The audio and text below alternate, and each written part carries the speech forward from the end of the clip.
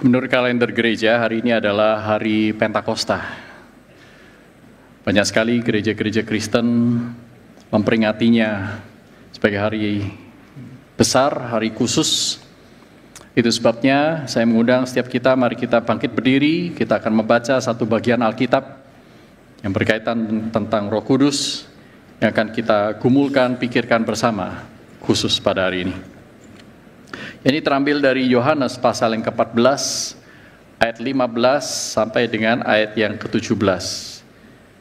Yohanes pasal 14, ayat 15 sampai dengan ayat yang ke-17. Saya akan bacakan dari TB2. Demikian perkataan Tuhan Yesus bagi kita semua. Jikalau kamu mengasihi aku, kamu akan menuruti perintah-perintahku.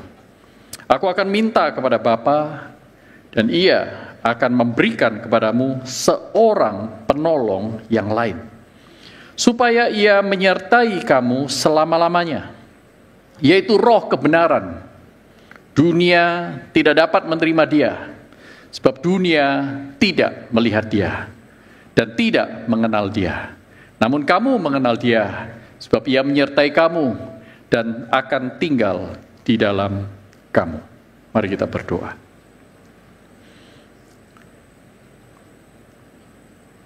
Tuhan Allah yang penuh hikmat, yang kehadiran keberadaanmu tidak bisa kami selami. Kau yang begitu besar dan dahsyat.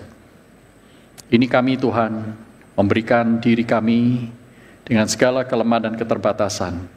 Mohon Tuhan ajar kami, supaya kami mengerti tentang Engkau, khususnya tentang Allah Roh Kudus. Dan hidup kami boleh diubahkan olehnya. Dalam nama Tuhan Yesus Kristus kami naikkan doa ini. Amin. Silakan duduk Bapak Ibu.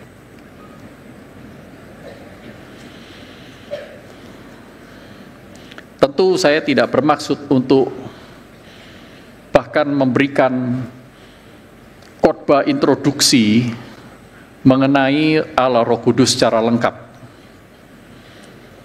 Mengkhotbahkan Roh Kudus di dalam waktu 40 atau mungkin 50 menit itu sama seperti berusaha melukis seluruh alam semesta di atas sebuah kanvas berukuran A4.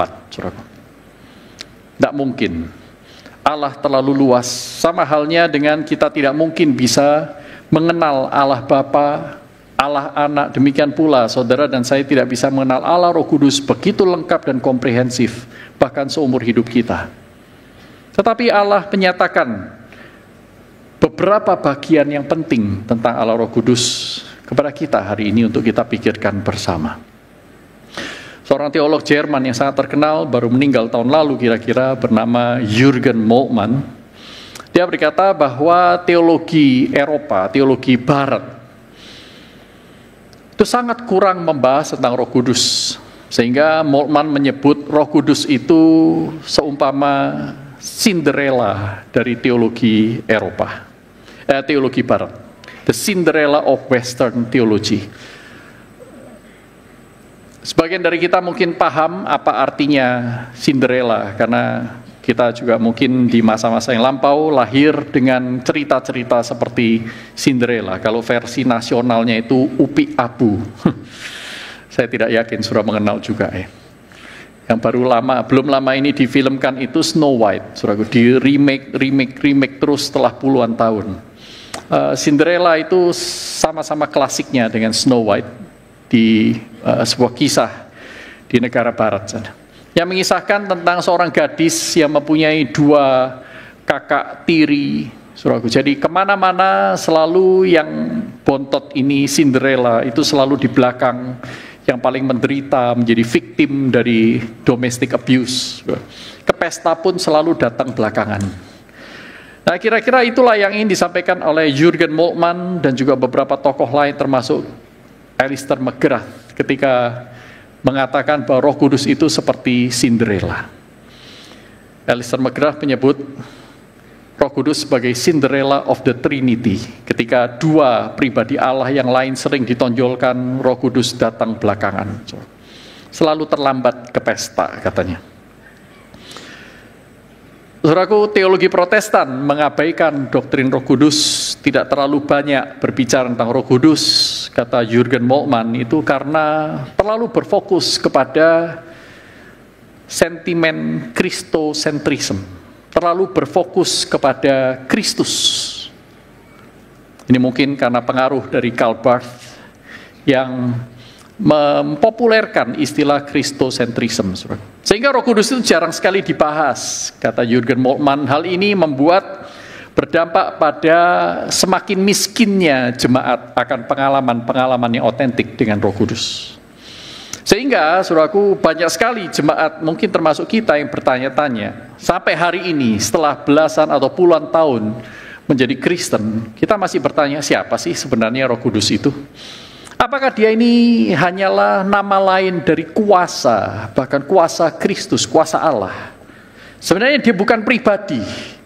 Atau jangan-jangan Roh Kudus ini adalah satu sosok yang kita tempelkan ketika kita mempunyai sensasi-sensasi atau perasaan tertentu, perasaan terangkat, mujizat-mujizat tertentu. Itu pasti dari Roh Kudus, dan dia sebenarnya belum atau bukan betul-betul pribadi. Dan bagaimana saya sebagai orang Kristen bisa memiliki atau bahkan dimiliki oleh Roh Kudus? Seperti apa sih mengalami Roh Kudus itu? Sensasinya itu bagaimana? Apakah seperti yang diceritakan oleh orang-orang di dalam denominasi atau tradisi tertentu? Mengalami Roh Kudus itu berarti kehilangan pikiran, emosi yang menonjol, bahkan kehilangan kesadaran, menggelepar-gelepar di ruang ibadah, berkata-kata di dalam bahasa yang tidak dimengerti seorang pun. Saudaraku, sekalipun Roh Kudus itu sudah disebut-sebut sejak di dalam Perjanjian Lama di Alkitab, namun tidak ada nabi atau rasul yang memperkenalkan Roh Kudus dengan lebih detail dan otoritatif daripada Kristus sebenarnya. Kristus menceritakan Roh Kudus di dalam farewell discourse, di dalam 3 pasal dari 4 pasal Injil Yohanes sebelum dia disalibkan, yaitu pasal 13, 14, 15, pasal 14, 15 dan 16. Dari 5 pasal ya, 13 sampai 17, Roh Kudus disebutkan di pasal 14 sampai 16. Saudaraku, penting sekali hal ini bagi Kristus untuk menceritakan tentang siapa Roh Kudus yang sebenarnya. Seolah-olah Kristus ingin mengajarkan kepada kita zaman ini termasuk, jangan salah paham tentang Roh Kudus, dan jangan salah mengenali siapa Roh Kudus yang sebenarnya. Mengapa bahaya sekali dan sangat merugikan kalau kita salah mengerti Roh Kudus ataupun salah paham yang bukan Roh Kudus kita sebut Roh Kudus. Karena hal itu akan melumpuhkan kehidupan Kristiani dan misi Allah juga akan terganggu. Sehingga sebegitu pentingnya peranan Roh Kudus, maka Kristus memfokuskan, mengajarkan siapa Roh Kudus yang sejati itu. Saudaraku, mengapa Roh Kudus begitu penting? Karena Roh Kudus lain diberikan supaya orang-orang Kristen, murid-murid Kristus, dipimpin kepada Kristus dan kepada seluruh kebenaran, dan tidak mudah untuk menjadi mangsa atau bulan-bulanan roh penghasut atau roh pendusta. Saudaraku, Alkitab kita mengajarkan bahwa tidak seorang pun melihat Allah Bapa, tetapi Allah Anak yang menyatakan kepada manusia. Allah Anak yang duduk di pangkuan Bapa di surga, begitu dekat dengan Bapa. Itulah yang menyatakannya. Tetapi kemudian Kristus juga mengatakan, tidak seorang pun dapat datang kepadaku kalau Bapa tidak menariknya ke aku. Dan di bagian ini Kristus mengatakan bahwa tidak seorang pun dapat datang kepada Kristus kalau dia tidak mengalami Roh Kudus. Tidak seorang pun dapat datang kepada Kristus tanpa pekerjaan Roh Kudus. Sehingga untuk mengenal Bapa, saudara harus melalui Kristus. Untuk mengenal Kristus, saudara harus melalui Roh Kudus. Karena Roh Kudus selain memimpin kita kepada sang kebenaran, sehingga kita bergaul dengan kebenaran, bisa membedakan mana yang benar dan mana yang keliru, mana tujuan hidup yang benar, mana tujuan hidup yang keliru, manakah harta, kekayaan abadi yang benar, dan manakah yang keliru, manakah bahagia yang sejati, dan manakah bahagia yang keliru, manakah damai yang sejati, dan damai yang keliru. Untuk mengerti, membedakan mana yang benar, dan mana yang keliru, saudara dan saya membutuhkan kebenaran. Dan karena kebenaran hanya di dalam Kristus, kita membutuhkan sang roh kebenaran untuk memimpin kita kepada sang kebenaran. Itu sebabnya saudaraku, tidak seorang pun dapat datang dan percaya kepada Kristus tanpa Roh Kudus. Dan tidak ada seorang pun yang mengenali Roh Kudus dengan benar jikalau dia tidak bertekun di dalam pengajaran Kristus. Maka kita akan memfokuskan hari ini, siapakah Roh Kudus yang diperkenalkan oleh Kristus, khususnya di Yohanes pasal 14 ini. Saudaraku, kalau kita membaca dari ayat 15 sampai 17, ada 3 atribut atau 3 predikat mengenai Roh Kudus yang diperkenalkan oleh Kristus. Yang pertama adalah bahwa Roh Kudus adalah pemberian yang khusus, special gift. Ayat 15 berkata, "Jikalau kamu mengasihi aku, kamu akan menuruti perintah-perintahku. Aku akan minta kepada Bapa dan Ia akan memberikan kepadamu seorang penolong yang lain, yaitu Roh kebenaran, yaitu Roh Kudus." Jadi Roh Kudus ini adalah pemberian Bapa oleh karena permintaan Kristus yang diberikan kepada siapa? Bukan kepada semua orang, tetapi kepada orang-orang yang mengasihi Kristus, yang selalu berjuang, selalu berusaha untuk menuruti perintah-perintahnya oleh karena kasih kepada Kristus. Ini bukan orang sembarangan. Kalau saudara mengikuti rangkaian khotbah di CCK ini, saudara akan mendapatkan hikmat atau prinsip-prinsip kebenaran untuk membedakan murid Kristus yang sejati dengan yang bukan. Salah satu murid Kristus yang sejati itu, tanda murid Kristus sejati adalah dia mengasihi Allah. Dia mengasihi Kristus sampai dia membenci dosanya. Orang yang mencintai dosa tidak mungkin pada saat yang sama mencintai Kristus. Orang yang mencintai Kristus pada saat yang sama tidak mungkin mencintai dosa. Orang-orang Kristen yang sejati bukan orang yang tidak pernah jatuh ke dalam dosa, tetapi orang yang terus-menerus berjuang meninggalkan manusia yang lama, mengenakan manusia baru di dalam Kristus. Dan itu tidak bisa dilakukan tanpa pertolongan sang penolong yang lain ini. Karena sang penolong ini diberikan secara khusus untuk orang-orang yang mengasihi Kristus. Murid Kristen yang sejati, jadi bukan untuk semua orang. Dan di ayat 17 dikatakan dunia tidak melihat dan mengenal dia. Berarti ini bukan pemberian umum, bukan common grace yang Allah berikan kepada semua orang. Saudara, jikalau Roh Kudus itu adalah Allah, dan Allah itu ada di dalam segala sesuatu, dan segala sesuatu ada di dalam Allah, berarti setiap orang, bahkan setiap ciptaan, itu pada tahap tertentu, pada skala tertentu mengalami Roh Kudus. Tidak ada satupun ciptaan yang tidak mengalami Roh Kudus. Tetapi pengalaman Roh Kudus secara umum ini adalah sebuah common grace, sebuah anugerah umum yang Allah berikan kepada semuanya.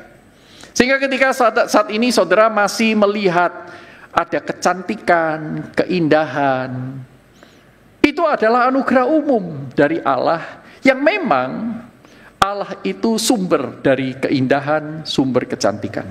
Jadi kalau saudara bisa menikmati musik yang bagus, saudara menikmati lukisan yang indah, saudara masih bisa menikmati makanan yang enak, otak yang masih bisa berpikir baik, waras, ya, tubuh yang masih bisa berfungsi dan menikmati alam ciptaan.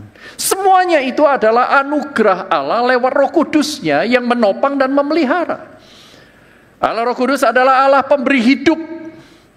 Dia memberi semua ciptaan itu keberadaan sehingga tetap ada seperti saat ini, bahkan plus-plus. Keindahan, keasrian, ketentraman. Pada orang-orang tertentu, pemerintah itu juga adalah pemberian Allah. Sekalipun mereka tidak percaya kepada Yesus Kristus, pada tahap-tahap tertentu, Allah berikan kepada mereka otak, hati yang waras. Itu adalah pekerjaan Allah, pekerjaan Roh Kudus, namun itu sifatnya umum. Lalu pertanyaan kita adalah, apa bedanya pengalaman orang percaya dan orang yang tidak percaya akan Roh Kudus? Ketika orang yang tidak percaya hanya menerima dan mengalami Roh Kudus secara umum di dalam karya-karya umumnya, maka orang-orang percaya selain mengalami karya-karya umum itu juga mengalami karya-karya Roh Kudus yang sifatnya khusus. Jadi kepada orang percaya mendapatkan double portion, 2 porsi karya umum dan karya khusus, sementara orang yang tidak percaya hanya menerima karya umum. Alkitab penuh sekali dengan kesaksian mengenai karya Roh Kudus yang sifatnya umum yang tadi saya sudah bagikan. Namun bagian ini Tuhan Yesus juga memberikan sebuah peran yang khusus yang Dia berikan kepada orang-orang percaya saja. Saudaraku, Tuhan Yesus memperkenalkan Roh Kudus sebagai pemberian khusus. Karena apa? Di dalam pemberian khusus ini Dia melakukan peran dan karya yang tidak diberikan kepada semua orang. Dan hanya dialami oleh orang-orang yang percaya, yaitu murid-murid Kristus. Kriteria orang yang menerima Roh Kudus sebagai pemberian khusus ini, di ayat 16 dikatakan, mereka adalah orang-orang yang mengasihi aku, menuruti perintah-perintahku. Untuk mereka aku berdoa kepada Allah Bapa, dan Allah Bapa akan memberikan roh penolong yang lain. Dan ayat 16 dikatakan bahwa Dia akan menyertai kamu selama-lamanya. Jadi ini adalah roh yang diberikan secara khusus menyertai kita selama-lamanya. Di hari kenaikan Tuhan Yesus, Pendeta Dedi menceritakan tentang God with us, Immanuel. Ini adalah salah satu wujud manifestasi Allah Immanuel yang menyatakan diri, yaitu lewat Roh Kudus yang menyertai kita selama-lamanya. Bahkan inilah yang dimaksud oleh Kristus di dalam Matius 28 ayat 20. Aku akan menyertai engkau sampai selama-lamanya. Tapi saudaraku, penyertaan selama-lamanya ini bukan penyertaan yang sifatnya umum, tetapi penyertaan penguatan, pemeliharaan, perlindungan, penjagaan yang hanya diberikan kepada orang-orang yang berada di jalan Allah. Orang-orang yang memang membutuhkan pertolongan Allah untuk mengerjakan pekerjaan-pekerjaan Allah, mereka lah yang disertai dengan penyertaan khusus lewat Roh Kudusnya ini. Ayat 17 dikatakan bahwa dunia tidak menerima atau mengenal Dia, tetapi kamu mengenalnya. Karena Dia menyertai kamu dan tinggal di dalam kamu. Jadi ini khusus.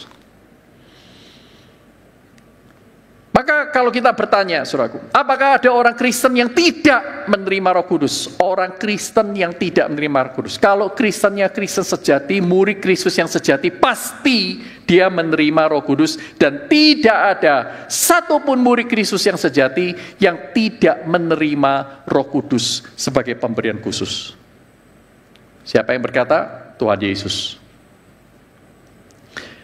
Apakah Roh Kudus itu bisa keluar masuk? Hari ini diselamatkan, besok enggak. Hari ini lahir baru, besok dilahir barukan lagi, besoknya dilahir baru. Jadi kamu kapan lahir baru? Tergantung berapa ratus kali, yang keberapa yang kamu tanyakan. Enggak begitu, saudara. Roh Kudus diberikan satu kali, seperti kelahiran seseorang itu dilahirkan satu kali dan dia hidup. Maka Roh Kudus juga diberikan kepada kita untuk tinggal selama-lamanya. Itu sebabnya Paulus juga mengatakan Roh Kudus itu adalah pemilik tubuh kita. Dan tubuh kita adalah bait Roh Kudus. Bait. Kata bait itu di dalam bahasa Ibrani artinya rumah, saudaraku. Bait lehem. Lehem itu roti, bait itu rumah. Bethlehem adalah rumah roti sebenarnya. Tapi kita ini ada bait Roh Kudus. Roh Kudus tinggal di dalam kita selama-lamanya. Kita rumah, kita bukan hotel, kita bukan rumah tetangga. Roh Kudus tidak mampir ataupun hanya tinggal sementara. Namun dikatakan dia akan tinggal di dalam kamu selama-lamanya. Dia adalah pemberian khusus. Yang kedua, dia adalah penolong yang lain. Kata Yunani yang dipakai yang sangat terkenal itu adalah parakletos. Parakletos, penolong yang lain. Parakletos mungkin lebih tepat diterjemahkan sebagai advokat ketimbang helper. Lebih cocok disebut advokat pembela ketimbang comforter.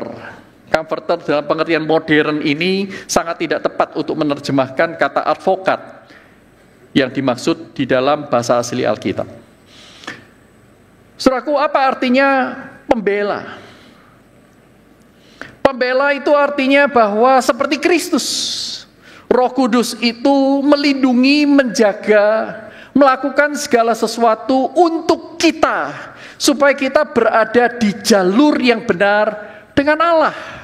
Sama seperti seorang pembela yang membela terdakwa. Ya, saudara, kita sulit sekali membayangkan peran Roh Kudus, tapi saudara bayangkan saudara berada dalam pengadilan. Roh Kudus itu berfungsi sebagai pembela saudara dan saya. Sebagai pembela, dia memberikan argumen-argumen, memberikan pandangan-pandangan, dan memberikan bukti-bukti yang membuat saudara lepas dari hukuman. Dan dikatakan bahwa dia adalah pembela yang lain, artinya bahwa selain Kristus, Roh Kudus juga adalah pembela. Ini berarti Kristus juga adalah seorang pembela. Tetapi pembela yang mempunyai fungsi yang sama, agenda dan misi yang sama, namun dua pribadi yang berbeda. Ada yang lain di dalam kesetaraan itu. Roh Kudus memang setara dengan Allah Anak dan Allah Bapa. Sama-sama ilahi, sama-sama memiliki semua atribut keilahian, maha kuasa, maha tahu, maha baik, maha sempurna, maha kudus, dan seterusnya, saudaraku. Maha tidak terbatas. Allah Roh Kudus sama setara dengan Allah Bapa dan Allah Anak di dalam hal-hal seperti itu. Itu sebabnya kita menyembah Allah Bapa setara dengan Allah Anak, setara dengan Allah Roh Kudus. Kita tidak membuat Allah itu bertingkat-tingkat di dalam kesejajaran keilahiannya. Namun, Roh Kudus memainkan peran yang berbeda. Dia adalah advokat yang lain, setara tapi lain. Misalnya kalau kita bilang dia guru yang lain. Sama-sama guru tapi pribadinya lain. Ya. Nah, saudaraku, apa yang beda antara Roh Kudus dengan Kristus? Kristus menebus para murid dengan menanggung hukuman dosa, menyediakan dirinya sebagai anak domba Allah yang menghapus dosa seluruh dunia. Tetapi Roh Kudus tidak mati untuk kita, Kristus mati untuk kita. Roh Kudus sebagai pembela, dia mengajak kita untuk datang kepada Kristus yang telah memberi diri dan mengundang kita untuk percaya kepadanya. Roh Kudus melahirbarukan para murid untuk bisa percaya dan menerima karya penebusan Kristus untuk mereka, mempersatukan mereka di dalam baptisan Roh. Dalam Roma pasal 6 ayat 3 sampai 4, 1 Korintus 12 ayat 13, di sana dikatakan kita menjadi satu oleh Roh, oleh baptisan Roh itu kita dipersatukan ke dalam Kristus. Perbedaan yang kedua adalah Kristus dalam tubuh inkarnasinya setelah ia bangkit naik ke surga, tubuhnya tidak bersama-sama dengan kita. Dia tidak selama-lamanya dengan kita di dalam tubuh inkarnasinya. Tetapi seorang penolong yang lain ini, yaitu Roh Kudus, dia menyertai murid-murid sampai selama-lamanya. Kalau Roh Kudus menyertai para murid 2000 tahun yang lalu di tanah Palestina itu, saudaraku, Kristus ada di Kapernaum, tetapi pada saat yang sama dia tidak berada di Yerusalem. Waktu dia melayani di Yerusalem, dia tidak ada di Gerasa atau Gadara itu. Ketika dia ada di Gerasa dan Gadara, saudaraku, dia tidak ada di Filipi. Waktu dia tidak ada di Filipi, dia tidak ada di Jepang, dia tidak ada di Indonesia. Tubuh Kristus secara inkarnasional itu adalah tubuh yang terbatas. Tetapi ketika dia pergi naik ke surga, dia mengutus Roh Kudusnya. Roh Kudus tidak terbatas, mendiami diri setiap orang yang percaya. Sehingga pada saat yang sama, hari ini Roh Kudus bekerja di Karawaci. Pada detik yang sama, Roh Kudus juga bekerja di rumah-rumah tradisional Eskimo. Dia juga melayani menyertai pemberitaan Injil di Jepang, saudaraku, di gang-gang kecil kota Tokyo. Dia juga ada di Azerbaijan, dia ada di Kazakhstan, dia ada di mana-mana seluruh dunia ini. Itulah beberapa perbedaan antara Kristus dengan Roh Kudus di dalam menyertai anak-anak Tuhan. Saudaraku, hal ini menegaskan kepada kita bahwa sebagai seorang penolong yang lain, Roh Kudus memastikan atau Kristus memastikan kepada kita bahwa kita tidak pernah sendiri. Roh Kudus yang telah menyertai Kristus melewati segala macam kesulitan, Roh Kudus yang telah membangkitkan Lazarus dari kematian, Roh Kudus telah menolong Kristus untuk menang atas pencobaan-pencobaan iblis, Roh Kudus yang membangkitkan orang mati, Roh Kudus yang menyembuhkan orang-orang yang sakit, Roh Kudus yang merangkul orang-orang yang terlantar dan tertindas, mengangkat derajat para wanita dan anak-anak yang direndahkan pada saat itu, adalah Roh Kudus yang sama yang diberikan kepada saudara dan saya hari ini. Seperti Allah anak tidak pernah sendiri, karena Roh Kudus selalu menyertai dia. Saudara dan saya juga tidak pernah sendiri sampai hari ini. Tubuh kita adalah baitnya, rumahnya, kecuali saudara dan saya mengabaikan dia.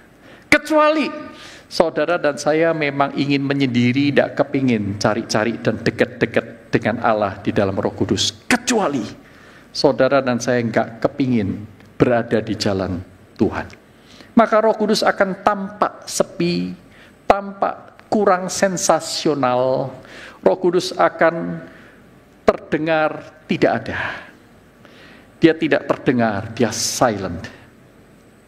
Tetapi saudaraku, Roh Kudus adalah pribadi yang berbeda dari Kristus. Dia adalah penolong yang lain.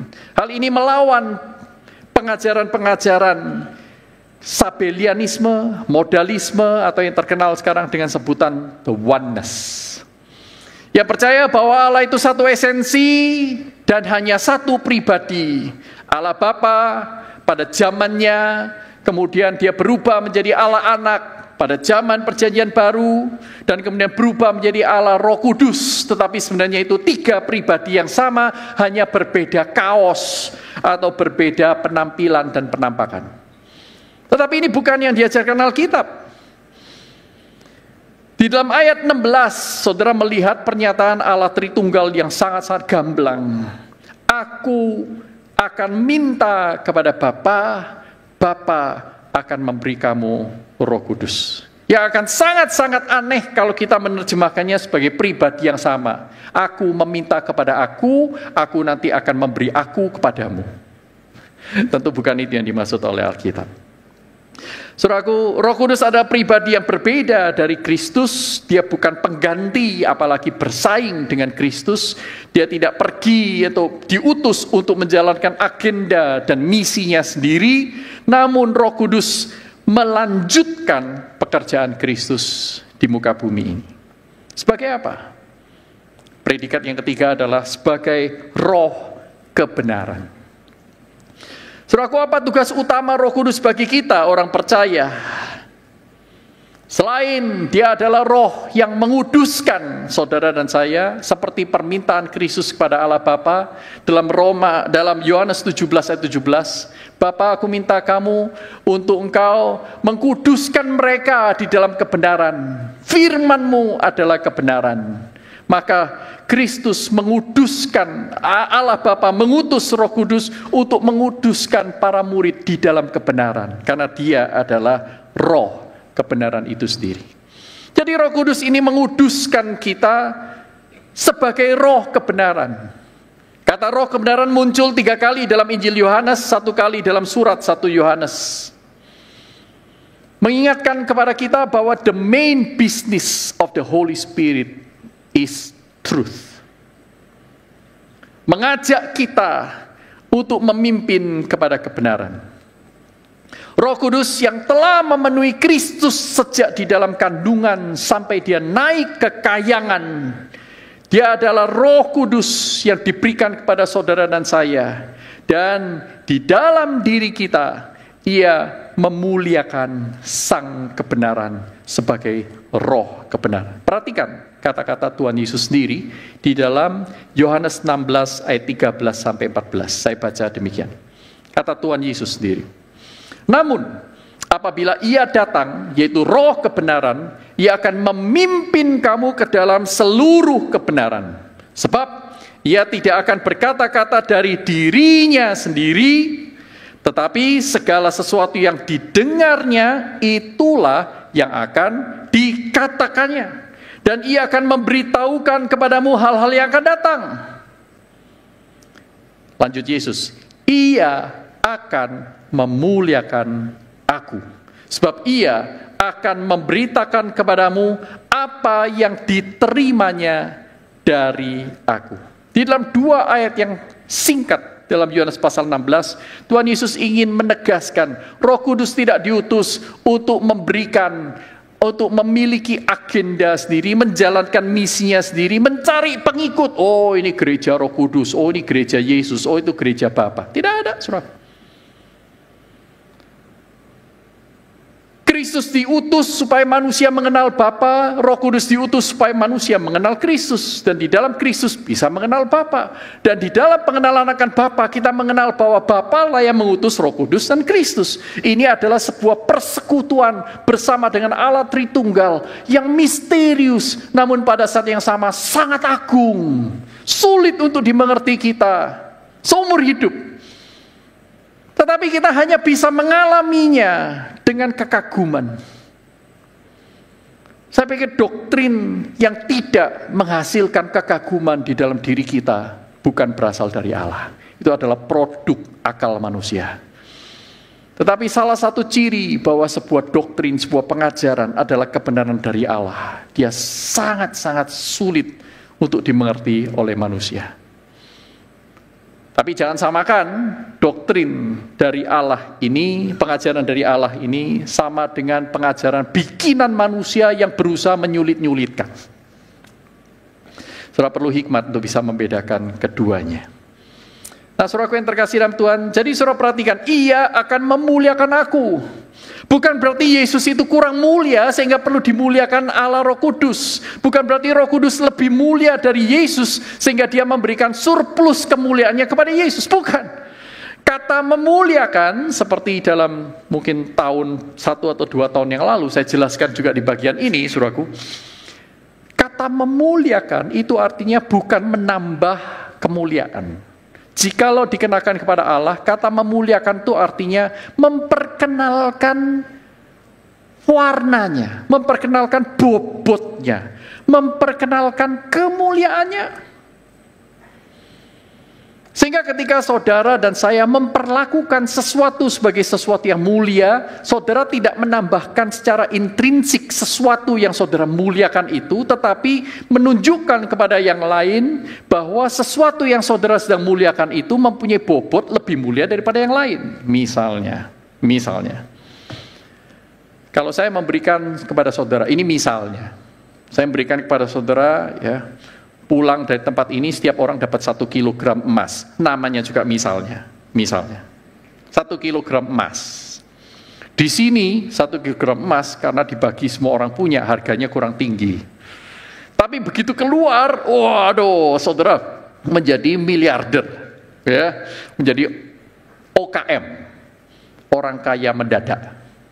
Ya, tapi namanya juga misalnya, ya. Saudara mau ngarep.com silakan, tapi saya tidak berjanji. Saudaraku, lalu apa yang akan saudara lakukan dengan 1 kilogram emas itu? Apakah saudara memuliakannya atau tidak? Kalau saudara tidak memuliakannya, itu seperti ini. Misalnya, saudara ke toilet, saudara taruh aja di pinggir wastafel, toilet umum nih. Dan saudara masuk, hilang ya, biarin lah. Kalau saudara memperlakukan seperti itu, berarti saudara tidak memperlakukannya sebagai sesuatu yang mulia. Oke? Tetapi kalau saudara memuliakannya, waduh, ini harus dijaga baik-baik, ya, karena ini harganya mahal sekali, sulit untuk mendapatkannya, bobotnya besar. Ini bisa membeli banyak hal, bisa mengubah hidup, profesi dan seterusnya. Apapun itu, saudara tahu ini bobotnya. Maka saudara akan pelihara baik-baik. Bila perlu besok hari Senin pagi-pagi sekali, ya, saudara langsung pergi ke bank, pinjam safe deposit box. Karena apa? Ini mulia. Ditaruh di bawah ranjang, di asrama. Wah, nanti kalau dicuri orang bagaimana? Seperti itu. Demikian pula ketika saudara memuliakan pasangan hidup Anda. Anda memuliakan orang tua Anda. Bagaimana Anda memperlakukan mereka, itu menunjukkan sampai jauh mana Anda menganggap mereka berharga. Nah, demikian pula ketika Roh Kudus itu memuliakan Kristus, Roh Kudus tidak sedang menambah kemuliaan Kristus, tetapi Roh Kudus ingin mengekspos betapa Kristus itu mulia. Karena dia adalah Allah yang menjadi manusia. Dia adalah juru selamat satu-satunya. Nah, saudaraku, maka tugas dari Roh Kudus sebagai roh kebenaran adalah memimpin orang lain kepada kebenaran. Dengan demikianlah ia memuliakan sang kebenaran. Kalau Roh Kudus memberitakan atau mempunyai agendanya sendiri, berarti dia tidak menganggap Kristus itu mulia. Tetapi Tuhan Yesus berkata, ia akan memuliakan aku. Saudaraku, untuk mempersingkat waktu, ada 4 area Roh Kudus itu memuliakan Kristus. Seperti yang dirumuskan oleh James Montgomery Boyce. Saya menyingkatnya dengan 4M. 4 area Roh Kudus memuliakan Kristus. Pertama, Roh Kudus mengajarkan Kristus. Ia akan mengingatkan kamu akan apa yang aku lakukan, apa yang akan aku perintahkan. Roh Kudus akan memperkenalkan Kristus kepada kita. Nah, kalau saudara dan saya hari ini berani mengatakan, lumayan loh, aku itu mengenal Kristus. Aku mengenal dia sebagai Tuhan, bahkan sebagai Juru Selamat. Aku mengenal Kristus. Sebenarnya, saudara sudah mengalami karya Roh Kudus. Justru itu yang paling penting. Saudara jangan minder dengan orang-orang tertentu yang menggunakan bukti mujizat-mujizat yang supranatural.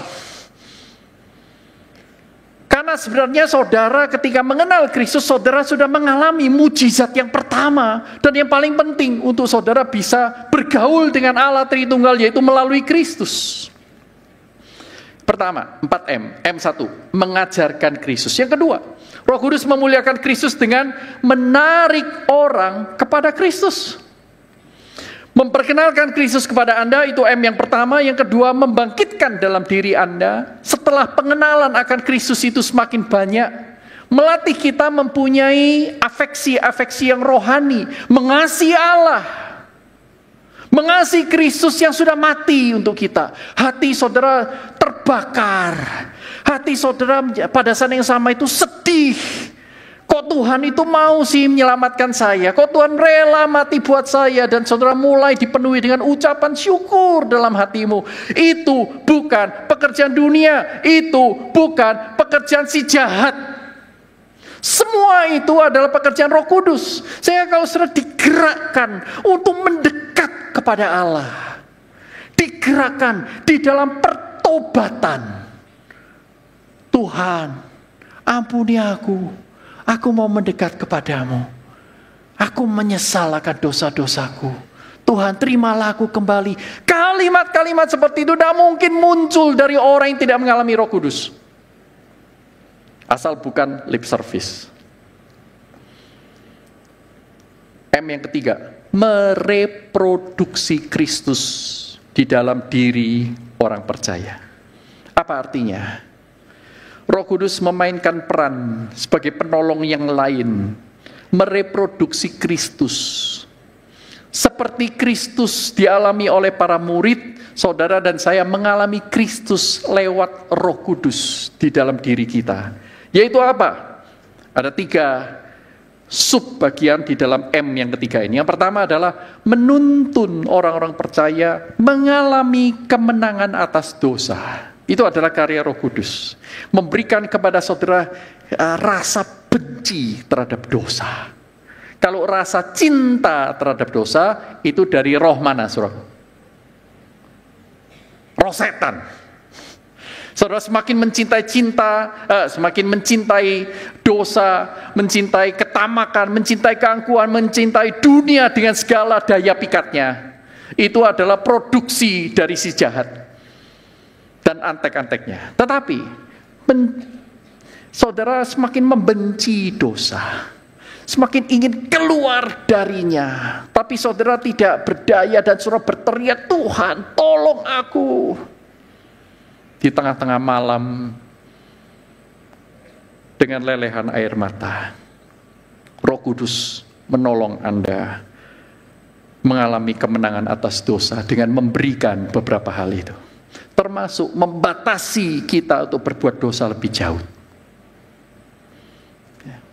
Pas lagi seru-serunya, browsing, wah dapat adegan syur, dan pada saat yang sama pulsa Anda habis. Nah itu salah satu providensia Allah. Tiba-tiba ingat ada tugas yang belum diselesaikan. Wah saudara, mulai tidak lagi berfokus kepada kesenangan daging itu. Nah, saudaraku, Allah Roh Kudus bekerja menolong kita mengalami kemenangan atas dosa. Yang kedua, seperti Kristus berdoa bagi para murid, Roh Kudus berdoa bagi kita dan mengajar kita untuk berdoa. Roma pasal 8 mengatakan Roh Kudus menolong kita untuk berdoa, mengutarakan hal-hal yang tidak terutarakan oleh cara manusia yang biasa. Oleh Roh Kuduslah kita memanggil Dia Aba dan Bapa. Dia menolong kita berdoa, Dia berdoa bagi kita juga. Yang ketiga, Roh Kudus seperti Kristus menunjukkan kehendak jalan Allah dan memampukan kita jalan di dalam kehendak Allah itu. Menunjukkan kepada kita kehendak Allah dan memampukan kita untuk menjalaninya. Roh Kudus mereproduksi Kristus dalam diri orang percaya, sehingga saudara dan saya semakin hari semakin menyerupai Kristus. M yang keempat, mengarahkan mereka kepada pelayanan Kristen. Orang yang semakin menyerupai Kristus, semakin menyatu dengan Kristus oleh karya Roh Kudus, kita akan semakin masuk di dalam misi Allah, pekerjaan-pekerjaan Kristus. Sehingga orang-orang seperti ini akan mulai bertumbuh, dia akan mengalami sense ya, waduh, masa sih jadi orang Kristen itu cuma jadi konsumen, masa jadi orang Kristen itu cuma jadi penikmat-penikmat ibadah. Allah memanggil aku untuk mengasihi sesama dengan wujud yang real, bukan cuma ngomong.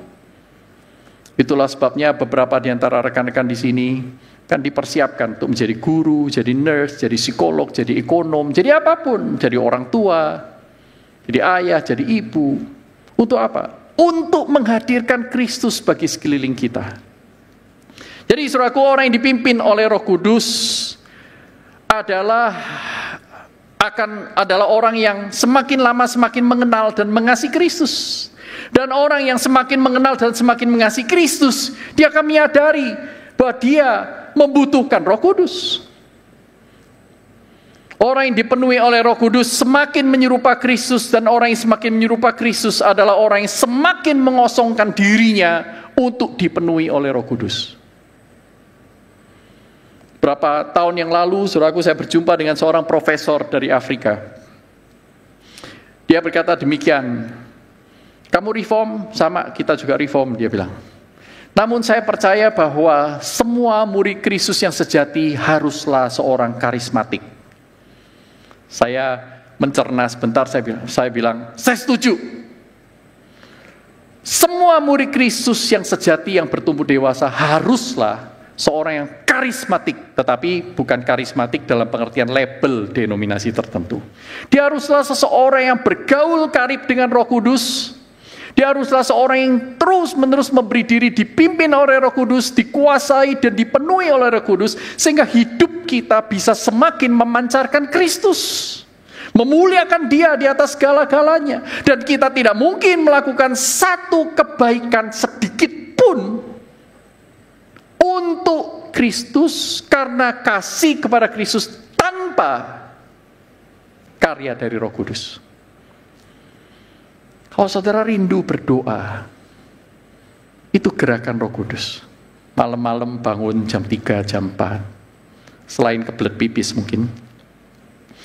Tapi ada dorongan untuk berdoa mendekat kepada Tuhan. Untuk mengakui dosa-dosamu. Untuk bertanya kepada Tuhan, Tuhan apa yang harus aku pilih untuk masa depanku. Datang mendekat kepada Tuhan. Saudaraku, jangan remehkan. Itu adalah karya Roh Kudus yang sifatnya special gift. Surah ayat 17 mengatakan, namun kamu mengenal Dia, sebab Ia menyertai kamu dan akan tinggal di dalam kamu. Kalimat ini diberikan oleh Tuhan Yesus kepada para murid yang belum mengenal Roh Kudus. Belum tahu banyak tentang Roh Kudus selain apa yang diajarkan di Perjanjian Lama. Dan beberapa comot-comot pengajaran Tuhan Yesus selama 3 tahun. Tetapi Tuhan Yesus berkata, kamu mengenal Dia. Kata mengenal di sini artinya mengenal karib atau intim. Tidak sama dengan mengenal secara kognitif sebagai informasi. Sehingga Tuhan Yesus ingin mengatakan kita mungkin sama seperti kita hari ini. Kita mungkin tidak mengenal Roh Kudus, tidak pernah ikut kelas pneumatologi, tidak pernah baca buku-buku tentang Roh Kudus. Namun murid Kristus yang sejati, sekalipun tidak memiliki pengertian informasi yang banyak, namun mereka sudah hidup karib dengan Roh Kudus. Mempunyai pengenalan yang personal. Dan lewat pengenalan personal ini, saudaraku, kita itu semakin mengenal Allah di dalam Kristus. Mengapa Kristus berkata, sekalipun kamu tidak punya teologi, formulasi, doktrin Roh Kudus yang muluk, namun engkau mengenal Dia, karena Ia menyertai kamu, dan Ia akan tinggal di dalam kamu. Dia lebih dekat kepada kita dibanding napas hidup kita. Saudara dan saya hidup di dalam Roh Kudus hidup di dalam kita. Namun pertanyaannya, sekalipun kita adalah murid sejati, mengapa ya kita itu kurang mengenal dan mengalaminya? Saudara ngerasa gitu gak sih? Sampai kita itu masih bertanya, apakah saya itu betul-betul punya Roh Kudus ya? Apakah saya itu betul-betul mengalaminya? Kalau mengalaminya itu seperti apa? Saudaraku, ada 3 alasan mengapa kita terus merasakan kurang. Yang pertama, alasan pertama adalah kita tidak tahu, saudaraku. Kita nggak tahu bahwa yang selama ini kita terima, makanan yang kita terima, kemampuan otak memikirkan sesuatu, kerinduan untuk berdoa, hati dan jiwa yang masih berfungsi sebagai hati dan jiwa, ya, tubuh yang sehat pada derajat tertentu, itu adalah karya Roh Kudus. Kita nggak tahu.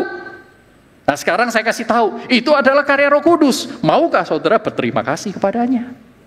Maukah saudara mengakui bahwa ini adalah pekerjaan Allah dalam penciptaan dan pemeliharaannya? Dan bukan hanya itu, saudara mengenal Yesus. Itu adalah karya Roh Kudus, bukan kemauan, bukan kemampuan otak kita.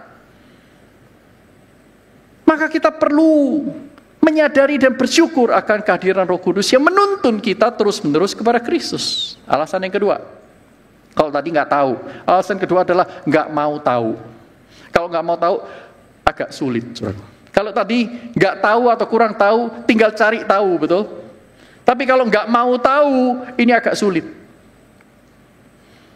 Tristojus mempunyai 3 tokoh tokoh yang terkenal, satu kali dua tokoh ini dalam sebuah skenario, dalam sebuah adegan, Larry dan Moe. Moe ini berkata kepada Larry, Larry, I cannot see. Mataku nggak bisa lihat. Oh, tadi nggak apa-apa gitu. Kemudian Larry itu berkata, kenapa Moe, kenapa? Apa yang terjadi? Kemudian Moe itu masih berteriak, aku udah bisa lihat. Kenapa? Akhirnya Moe berkata, karena aku tutup mataku, katanya. Because I close my eyes. I cannot see because I close my eyes. Ya, kalau yang itu agak sulit.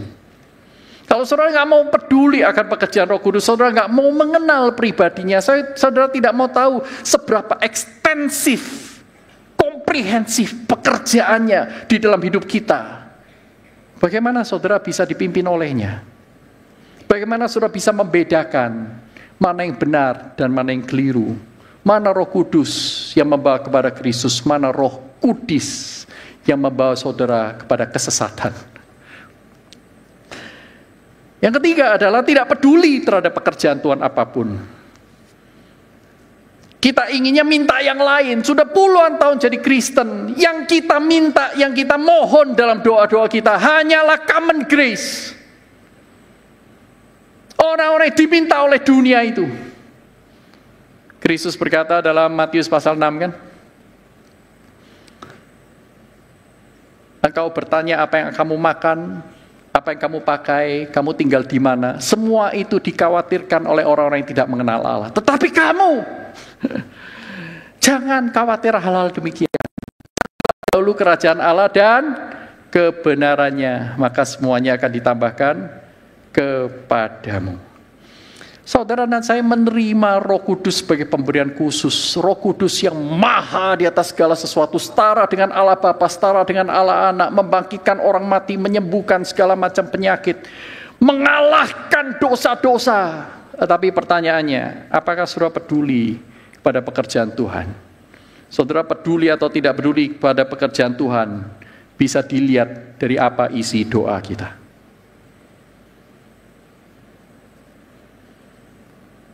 Saya akan menutup dengan kisah yang disampaikan oleh J. John, seorang pendeta di Inggris sana, tentang David Livingstone.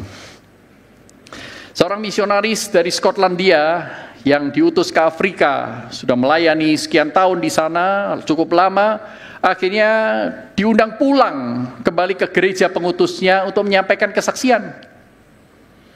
Untuk share presentasi pelayanan Tuhan misi di Afrika. Dia sampai di gereja itu di musim dingin, musim winter. Saat malam itu juga hujan, saudaraku. Dia datang ke gereja itu tidak banyak orang datang. Dan sebagian besar orang yang datang itu adalah orang-orang lansia. Sehingga dia berpikir, bagus juga mereka datang daripada nggak ada yang datang. Tapi untuk menuntut mereka untuk menjadi misionaris kayaknya kok nggak mungkin. Tapi karena gerakan Allah, dia tetap menyampaikan pesan yang dia sudah persiapkan. Dan di akhir pesan itu, dia menantang semua orang yang hadir. Who will go? Who will go? Who will go? Semua orang diam. Di dalam ibadah itu, mereka menyanyikan beberapa him, lagu pujian, diiringi oleh sebuah pipe organ yang kuno. Nah, sebuah pipe organ yang kuno itu menggunakan sistem kompresor, kata Pak Riki.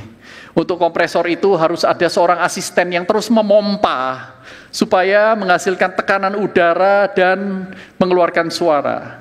Nah, seorang bocah laki-laki ini, anak kecil sekali, dia hari itu, malam itu mendapatkan tugas memompa pipe organ itu, saudaraku.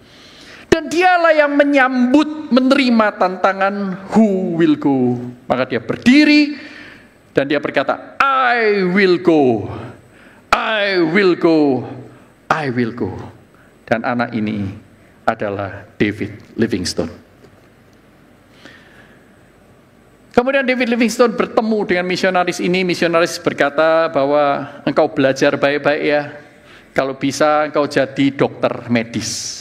Karena Afrika membutuhkan banyak sekali dokter medis. Kau belajar baik-baik, setelah kau lulus jadi dokter medis, pergilah ke Afrika. Dan David Livingstone menjalani hidupnya seperti yang dia sudah persembahkan kepada Tuhan, seperti yang Roh Kudus sudah pimpin dia. Dia menjadi sekolah baik-baik, jadi dokter dan pergi ke Afrika. Nah, sampai di Afrika dia melayani sekian tahun, sampai dia berjumpa dengan satu suku yang dia ingin beritakan Injil. Suku ini sangat melawan Injil dan bahkan kepala sukunya pernah menyampaikan pesan, pada hari ini, malam hari, kami akan datang dan membunuh kamu dan semua orang-orang yang ada di sekitarmu. Di satu kompleks itu. David Livingstone merasa gelisah dan takut. Dia menulis dalam diary-nya, Tuhan, tolong kami, lindungi kami, kira-kira seperti itu. Dan akhirnya malam itu tiba dan lewat begitu saja. Tidak ada seorang pun yang datang dan mengganggu mereka. Dan peristiwa itu berlangsung, saudaraku, lewat begitu saja. Setelah 1-2 tahun, kata David Livingstone, kepala suku ini mengajak sukunya untuk datang kepada mereka, minta diberitakan Injil, dan mereka menerima Kristus. Luar biasa, saudara. Mereka menerima Kristus hari itu. Dan kemudian David Livingstone bertemu dengan kepala suku. Loh, bukannya beberapa tahun lalu kamu bilang kamu akan datang dan akan membunuh kami? Apa yang terjadi? Kok kamu nggak datang? Maka kepala suku ini berkata, saya datang. Saya sudah siap membunuh kamu. Tetapi apa yang saya lihat, di kompleks ini dijaga oleh 39 tentara pejuang warrior yang besar, giant warriors. Saya hitung 39. Maka kami membatalkan niat kami untuk membunuh kamu dan rekan-rekan yang lain. Maka David Livingstone dalam satu kesempatan pulang ke Skotlandia, ke gereja yang mengutus dia. Dia menceritakan kisah-kisah yang ada di ladang misi, termasuk kisah itu.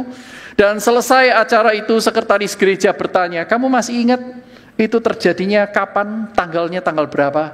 Oh, tentu ingat. Karena itu ada dalam diary saya. Maka itu tanggal sekian, hari sekian. Kemudian sekretaris itu cek, saudaraku, dan menemukan pada hari dan tanggal yang sama 39 orang berkumpul di gereja berdoa untuk mendukung David Livingstone. Puji Tuhan, enggak? Saudara, Roh Kudus diberikan bukan supaya saudara hanya menjadi penikmat keselamatan. Roh Kudus diberikan supaya saudara menjadi orang yang aktif mengerjakan keselamatan. Roh Kudus diberikan bukan supaya saudara menjadi penikmat ibadah. Tetapi Roh Kudus diberikan supaya saudara dan saya diutus keluar sana untuk memperkenalkan orang-orang yang belum mengenal Allah di dalam Kristus, supaya mereka bisa beribadah kepada Allah yang benar. Roh Kudus tidak diberikan supaya saudara bisa menggenapi agenda pribadi dan kebutuhan-kebutuhan kedaginganmu. Tetapi Roh Kudus diberikan supaya saudara dan saya bisa menyangkal diri, pikul salib, memberitakan Injil. Dan di sanalah terdapat sukacita, damai sejahtera yang kekal, dan hidup yang baru itu. Mari kita tundukkan kepala, kita berdoa.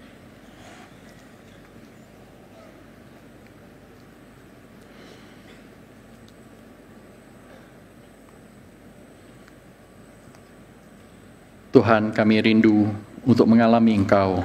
Dan kali ini bukan hanya mengalami tanpa menyadari.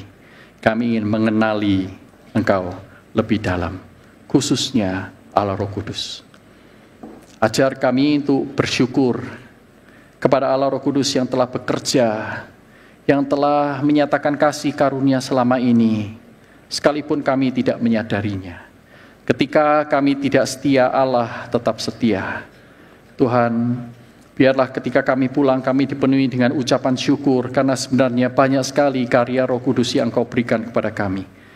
Tolong kami untuk terus-menerus memberi diri dipimpin oleh Roh Kudus, mengerjakan pekerjaan-pekerjaan Kristus yang besar bagi dunia ini.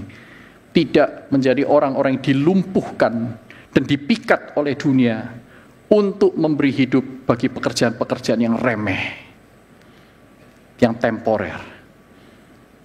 Tuhan,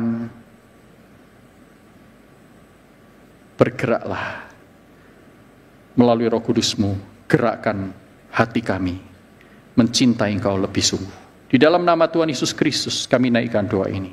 Semua yang percaya katakan, amin.